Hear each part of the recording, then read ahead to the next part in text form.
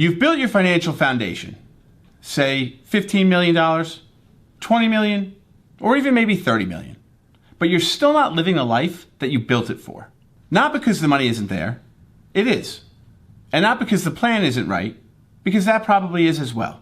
But because somewhere between the number that you have and the life that it was supposed to build for, a critical decision was never made.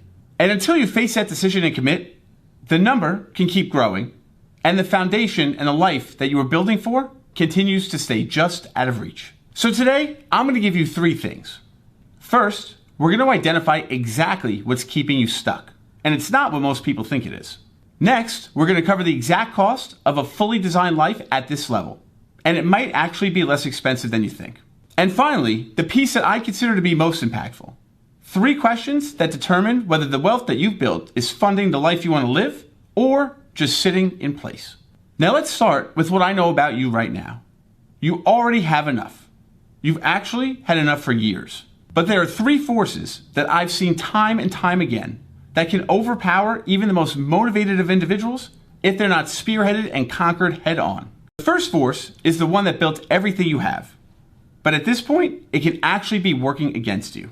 For 25 years, the operating mode was achieve more. More growth, more optimization, more discipline, and more runway. That mode produced $20 million in liquid assets, but it also fused your mindset to one attached to building. So completely that building actually became the answer to a question you probably haven't reflected on recently. If I stop building, who am I? And that's not rhetorical. Whether you're the business owner whose company was the answer for the better part of 2 decades, or the high-earning executive whose title was the container for it. When the transaction closes or the title changes, the identity doesn't automatically shift to the wealth. The default answer of not yet, consciously or not, is the question which keeps being deferred along with everything else. And truth be told, you probably already know this about yourself. So the real question is, if you do, are you going to let it continue to run your life, or are you going to make change? The second force is a bit more subtle. At $20 million in liquid net worth, chances are, at some point you thought that you might feel different when you achieve this level.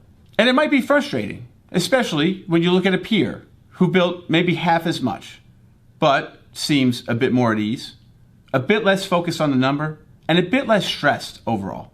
And although the wealth is real, it still hasn't unlocked the feeling that was supposed to come with it. But rather than questioning why, your default answer is, it must mean that I need more. You think, well, at 30 million, maybe that'll feel like enough. And then that number comes, and it doesn't change things. So the goalpost shifts to 35 million. And that shift continues to occur time and time again. And the threshold keeps moving, not because the math is wrong, because the wealth was never the source of the feeling. The design of your life is the source of the feeling. And that design continues to be deferred. The third force is the most practical, but it's also one that can catch so many people off guard. It's the fact that although you've built up the assets and you've taken the time and you've worked your entire life, spending about $800,000 to $900,000 a year on a fully designed life seems irresponsible. It feels more like a contradiction of the discipline that built your foundation in the first place. So the wealth sits, and it continues to grow, and it waits for permission that the discipline that helped build it has not yet granted. Now we can see very clearly that this is not a financial problem. It's an identity problem, a design problem, and a permission problem, all hitting at the same time. And ironically, the money has been ready to solve all 3 of these problems for longer than you're probably willing to admit. So let me show you something that I think is incredibly important, because it can actually reshape how you look at your calendar. There are 3 specific windows in life that might still be open for you right now. And $20 million in liquid assets is an extraordinary tool for walking through all 3 of them. But you can only do it while they're still open. It's important to note here, I'm not framing these as expiration dates, but rather open windows because I see them as opportunities. Opportunities that can be extraordinary given where your life is today. And the first window is your parents, if they're still alive. Think about the dream trip, wherever that may be for you, that's been on the calendar for the last 6 years, but never has taken place. Or the Sunday dinners, which are now actually phone calls, because your weekly schedule is filled with demands that require your immediate attention. The second window is your kids, at the ages that they are right now. Because a 22-year-old is only 22 once, and the presence that's available right now, unhurried, unscheduled, fully available, has a timeline. The third window is the decade or two between right now and when your body and mind start to slow down.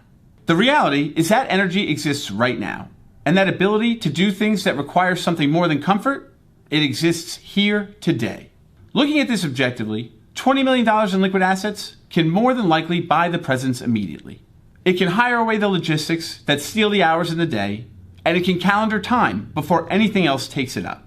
But even though these windows might be open right now, the question remains whether the design exists to allow you to walk through them. Looking years down the road, the person who defers to act on these windows probably still has a wonderfully solid financial foundation. Retirement has probably gone relatively smoothly, but the reality is the windows that might have been open years earlier are probably starting to close. So remember this, $20 million in liquid assets can't buy back a Tuesday that's already passed, but it can help fund future Tuesdays that haven't yet occurred as long as the calendar is still full of them. Now remember what I said in the first 30 seconds. That thing standing between you and this life is not financial. And here's where that lands. These windows are not a monetary problem. They're a life design problem.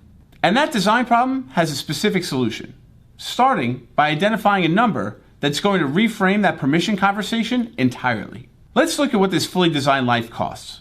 At 20 to 25 million in liquid assets, you probably have a second or third home. You have about $250,000 a year pre-committed for travel. You have about $40,000 to $70,000 committed to health protocols. Household infrastructure comes in at somewhere between $150,000 to $250,000 annually. And when you tie it all in with philanthropy, you tally up about $600,000 to $900,000 a year. And this is a relatively conservative withdrawal rate on $20 to $25 million in liquid assets, which in theory should allow the principal to continue to grow and weather the storm through a multitude of market conditions. So ask yourself this, what's the one thing that you've been saying not yet to for at least 2 years now that you know deep down inside hasn't been a financial burden for quite some time? Is it a big trip, a second or third property, or even simply just a week designed around you as opposed to being designed around the business? Whatever it may be, truly think about it for a minute, because the permission was always there. The wealth always supported it. You just needed to hear the numbers out loud. Now let's take this a step further and make it a bit more real. Picture this. It's October, a Tuesday, 6 in the morning. No alarm, not because the day is empty, but because it was designed to be owned by nobody else but you. A structural decision made when the design was made. And it holds true to this day because the logistics aren't handled by you anymore. They're handled by your personal assistant. Not for your business, but for your life. There's 90 minutes of movement, not squeezed in and not aspirational, but rather built into the structure because that $60,000 annual investment that you have into your health protocols is non-negotiable. The fact is, it's protecting the next 20 years of physical and mental vitality that's available right now. The work that follows, call it 20 to 25 hours a week over the course of 4 days, is structured entirely around decisions that require your attention and nothing else. The rest is delegated, eliminated, or simply not done. And to be clear, this is not retirement, because the drive that built the $20 million in assets in the first place certainly did not retire. It's just no longer running the entire day, because now the design runs the day. On Thursday, your parents arrive and the house is ready because someone prepared it for you. No logistical friction between the intention to be present and the actual experience of it.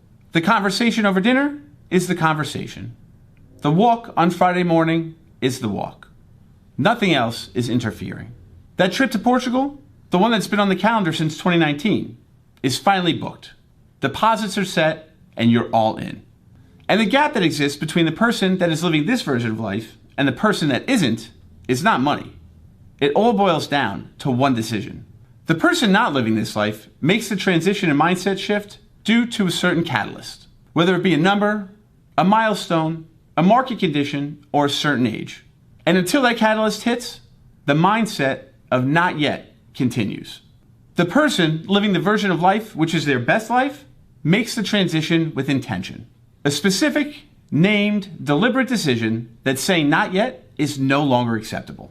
And it's made completely independent of the milestone, the number, the market, or the age. In fact, they made an intentional decision around the number they already had. A decision that starts with 3 questions rather than a financial plan or a retirement projection. The first question is, what does an ideal week actually look like right now with what you have? The second question is, which windows are still open that I can take advantage of that might not be open in 5 to 10 years? And the third question is, what is this $20 million in liquid assets actually for, if not for this? The answers to those questions are the design. And the design, expressed in real numbers, $20 million in liquid assets, turns that number from something that has been carefully maintained into a tool that can empower you to live the life that you want to live. Remember this, that same driving force that said not yet to every distraction, every premature celebration, and every indulgence that might have softened the edge. The force that helped produce the $20 million in liquid assets in the first place. It earned every dollar of what it produced, and it deserves to be celebrated. $20 million in assets can be an extraordinary tool, not because of what it protects, but because of what it allows.